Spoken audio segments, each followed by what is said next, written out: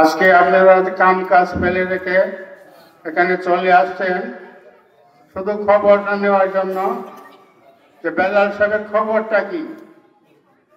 মূল কথা হলো বেলাল সাহেবের খবরটা যা শুনলেন।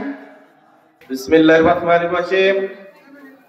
উপস্থিত আমাদের মঞ্চে উপস্থিত আছেন আমাদের ঈশ্বরগঞ্জের খেটে খাওয়া মানুষের প্রাণপ্রিয় নেতা, আশা আকাঙ্ক্ষা প্রতীক এবং আল্লাহর রহমতে আগামী দিনের সংসদ এলডিপির প্রেসিডেন্ট সদস্য এলডিপির যোগদান করার জন্য অনুরোধ করছি। আমার সাথে আছি, ইনশাআল্লাহ থাকবো, এই বলে আমার বক্তব্য শেষ করছি। আসসালামু আলাইকুম। আমরা এতদিন যে ঈশ্বরগঞ্জের এলডিপিকে এত দূরে নিয়ে যেতে পেরেছি, আজকে এই বিশাল জনসমুদ্র তা প্রমাণ করেছে। আমরা এই জনসমুদ্র এত কষ্ট করে তৈরি করেছি কার জন্য? আপনারা সবাই বলো, কার জন্য তৈরি করেছি? ডক্টর মন্ডল ডক্টর আরামবাজার বেলাল মহোদয়ের জন্য।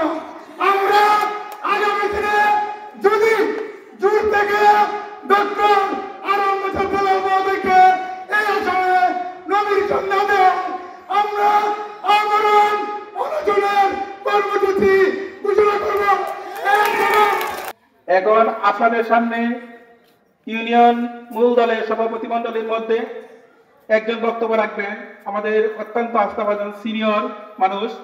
আসসালামু আলাইকুম ওয়া রাহমাতুল্লাহি ওয়া বারাকাতুহু।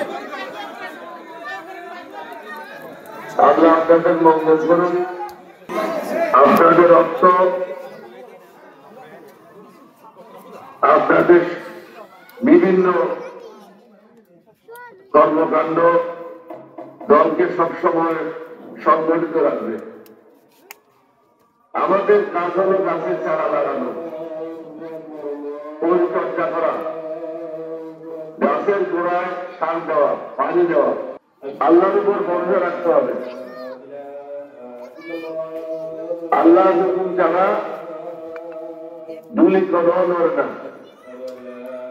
যদি আমরা মানুষ হিসাবে সময় সময় আল্লাহর উপর আস্থা রাখতে ব্যস্ত হই, কিছুক্ষণ আগে সে এক দলের শরীরে আমি আপনার কাগজটা পেয়েছি, আমি তাদেরকে বলেছি অযৌক্তিক কিছু আমরা আপনাদের কাছ থেকে দাবি করব না, কিন্তু আমাদের দলের যারা উপযুক্ত নেতৃত্ব আছে তাদেরকে আপনারা নমিনেশন দেবেন, এটাই প্রত্যাশা করি। আমার পক্ষ থেকে আমি যতটা চেষ্টা করছি, কোনো বেঈমানি কোনো মুনাফিকের জায়গা আমার এখানে নাই।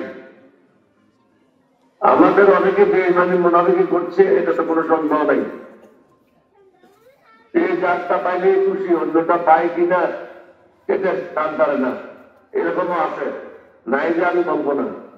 কিন্তু আমার চেষ্টা হলো যারা প্রকৃত দাবিদার কষ্ট করেছে, দলকে সুসংগঠিত করেছে, বেলাল একজন অন্যতম, যে বৃহত্তর ময়মনসিংহে প্রত্যেকটা জেলায়